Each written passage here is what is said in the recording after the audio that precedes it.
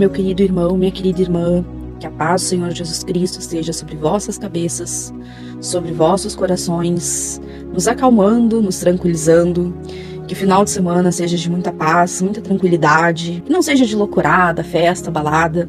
Deixa essas coisas do mundo para quem é do mundo.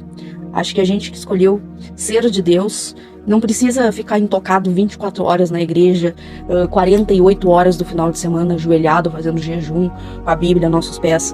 Acho que ter parcimônia, temperança, o caminho do meio é tudo, né? Fazer um exercício físico, ir à igreja. Vamos ter jogos muito bons da Copa do Mundo para quem assiste e gosta de um futebol como eu, né? Na medida, assim, uma medida boa, saudável. E eu vim trazer uma rápida mensagem, tá? Se você está se sentindo uma pessoa fraca, com medo, limitada, cerceada pela vida, porque este é o propósito do Salmo 91, da corrente do Salmo 91, nos unirmos num só e quebrarmos todas as amarras. E é por isso que eu escolho os temas. Ontem eu escolhi orarmos por um irmão que está sendo amarrado e cerceado.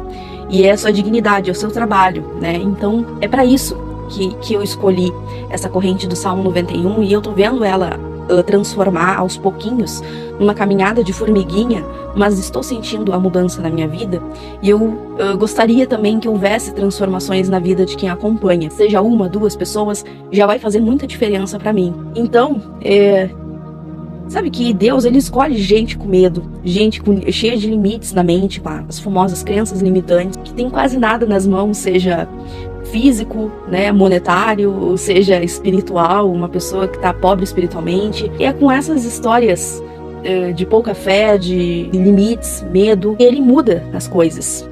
Vamos ver, olha só, vocês lembram do apóstolo Pedro? Pois é, ele era impulsivo e continuou sendo impulsivo, eu sei, mas ele foi transformado numa coluna de fé. Apesar da impulsividade, ele teve uma transformação enorme, gigante na vida dele. Apóstolo Mateus era um publicano, um cobrador de impostos, rico nas coisas que o mundo pode dar.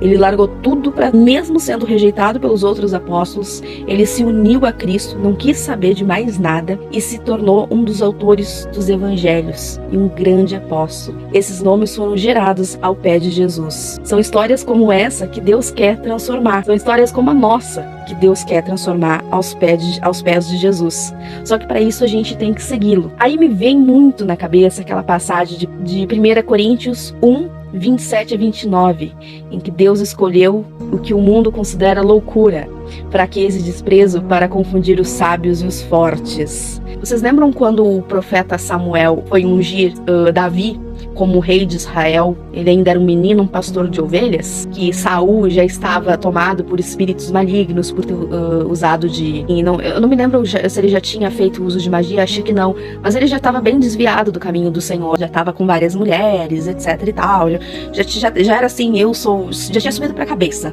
o reinado. Samuel foi lá, né, e ele pensou que era o primogênito. Ele disse: Deus, não vai nessa que é o primogênito.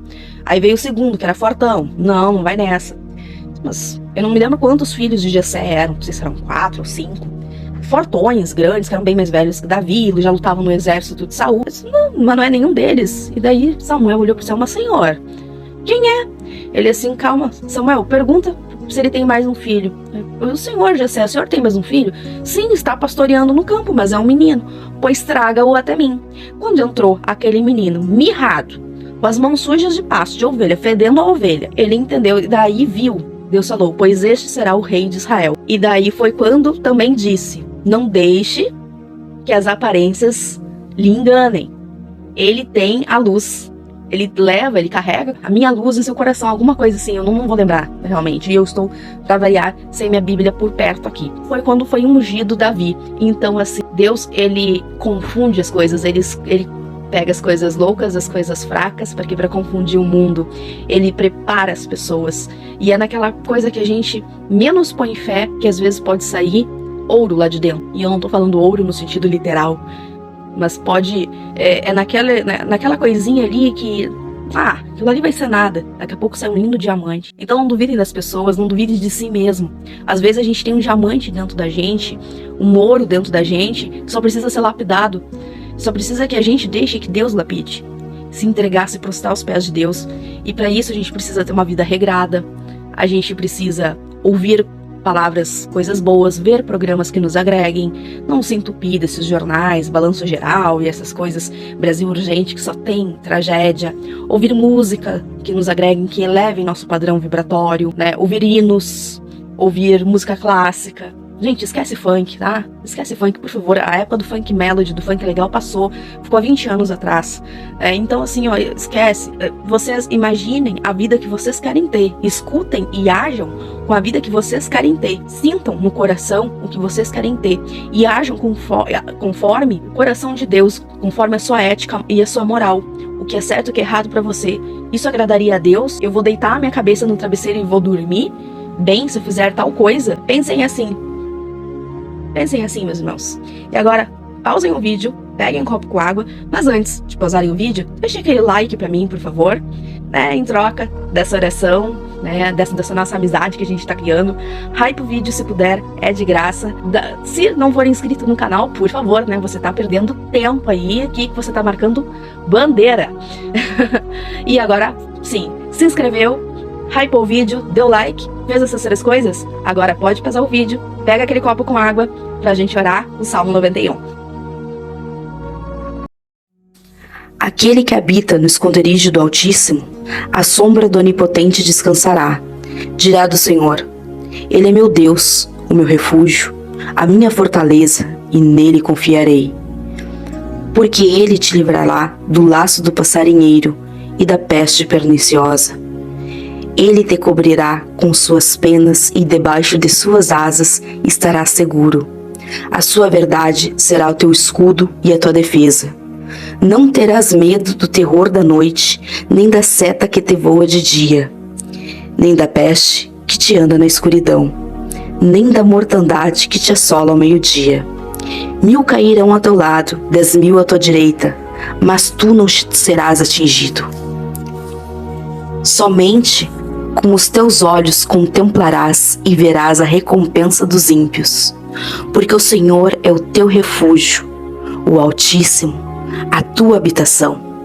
Nenhum mal te sucederá, nem praga alguma chegará à tua tenda, porque aos seus anjos dará ordem a teu respeito, para que te guardem em todos os teus caminhos. Eles te sustentarão nas suas mãos, para que não tropeces com o teu pé em pedra. Pisarás o leão e a cobra, calcarás aos pés o filho do leão e a serpente. Porquanto tão encarecidamente me amou, também eu o livrarei. Pô-lo-ei em retiro alto, porque conheceu o meu nome. Ele me invocará, e eu lhe responderei. Estarei com ele na angústia, dela o retirarei e o glorificarei. Fartá-lo-ei com longura de dias, e lhe mostrarei a minha satisfação. Que assim seja, assim será, e assim é. Amém.